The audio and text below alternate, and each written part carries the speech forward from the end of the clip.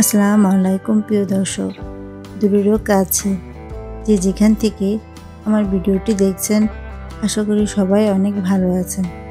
Hours kitchen থেকে সবাইকে স্বাগত জানাচ্ছি আজকে রেসিপি দেখার জন্য। আজ আমি তৈরি করে দেখাবো চিকেন ফ্রাই রেসিপি।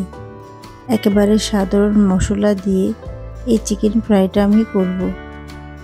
সাধারণ মশলা বলতে আমাদের কিচেনে সবারই এই মশলাগুলো থাকে, আর তা দিয়ে আমি এই ফ্রাই রেসিপিটি করব। তো চিকেন ফ্রাই রেসিপিটা এভাবে করলে খেতে খুবই ভালো লাগে। আশা করি আপনাদের কাছেও ভালো লাগবে, আর ভালো লাগলে একবার অবশ্যই তৈরি করে দেখবেন। তো প্রথমে আমি চিকেনগুলোকে ভালো করে পরিষ্কার করে ধুয়ে একটি পাত্রে নিয়ে নিয়েছি, আর এখানে আমি লেগ পিস দিয়ে ফ্রাইটা করব। আপনারা যে কোনো পিস দিয়ে ফ্রাইটা করতে পারবেন। তো প্রথমে আমরা 2 টেবিল চামচ পরিমাণ ভিনেগার ও 1 টেবিল চামচ পরিমাণ লবণ দিয়ে দিব। তো এখন এর মধ্যে দিয়ে দিব পানি। এখানে আমরা 1 লিটার মতো পানি দিব। পানি দিয়ে হাত দিয়ে লবণটা চিকেনের সাথে মিশিয়ে নেব।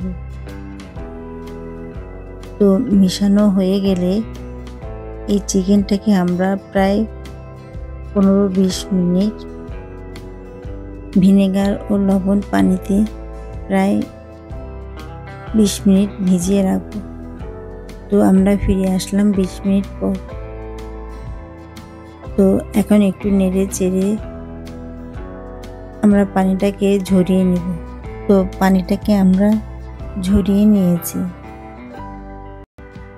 এখন আমরা দ্বিতীয় স্টেপে যাব। এখানে আমরা হলুদের গুঁড়া দিব 1 চা চামচ পরিমাণ, মরিচের গুঁড়া দিব 2 টেবিল চামচ পরিমাণ, দিয়ে দিব স্বাদ মতো লবণ। মশলাগুলো দিয়ে চিকেনগুলোকে হাত দিয়ে ভালো করে কষলিয়ে মেখে নেব। চিকেনের যে কাটা অংশটা আছে হাত দিয়ে তার ভিতরে মশলাটা ঢুকিয়ে দিব। এখন দিয়ে দিব পানি। এখানে আমরা হাফ কাপ পরিমাণ পানি দিয়ে দিব। এখন চুলায় বসিয়ে একটি ঢাকনা দিয়ে ঢেকে চিকেনটাতে বলক আসা পর্যন্ত আমরা অপেক্ষা করব। তো ফিরে আসলাম আমরা কিছুক্ষণ পর। বলক আসার পর আরও 2 থেকে 3 মিনিট আমরা চিকেনটাকে রান্না করে নিয়েছি। মোটামুটি 80% চিকেনটাকে আমরা রান্না করে নিয়েছি। চিকেনগুলো তুলে নেওয়ার পর বাকি যে পানিগুলো থাকবে তা আপনারা যে কোনো রান্না ব্যবহার করতে পারেন। যদি রান্না ব্যবহার না করেন তাহলে এর মধ্যে আপনারা আটা বা ময়দা গুলিয়ে রুটি বানিয়ে নিতে পারেন। রুটিটা তেলে ভেজে খেলেও ভালো লাগে, আর এমনিতেও রুটিটা খেতে ভালো লাগে। এখন আমরা চিকেনগুলোকে ফ্রাই করার জন্য একটি ব্যাটার বানিয়ে নেব। আর এই ব্যাটারে আমাদের যা যা উপকরণ লাগবে তাও আমরা সব কিছু মোটামুটি গুছিয়ে নিয়েছি। তো এখন আমরা ব্লেন্ডারের জগ নিয়ে দিয়ে দিব বেসন। এখানে আমি 1 কাপ পরিমাণ বেসন দিয়ে দিব। কর্নফ্লাওয়ার দিব হাফ কাপ পরিমাণ। টক দই দিব হাফ কাপ পরিমাণ।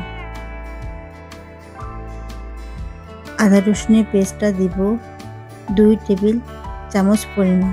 এ পর্যায়ে আমরা দিয়ে দিব জিরার গুঁড়া। এখানে আমরা 1 চা চামচ পরিমাণ জিরার গুঁড়া দিব। গরম মশলা দিব 1 টেবিল চামচ পরিমাণ। স্বাদ মতো লবণ। লাল মরিচের গুঁড়া দিব 1 টেবিল চামচ পরিমাণ। হলুদের গুঁড়া দিব হাফ চা চামচ পরিমাণ, আর পানি দিব হাফ কাপ পরিমাণ। তো মোটামুটি আমাদের সব মশলা দেওয়া হয়ে গিয়েছে। এখন আমরা ব্লেন্ড করে নিব।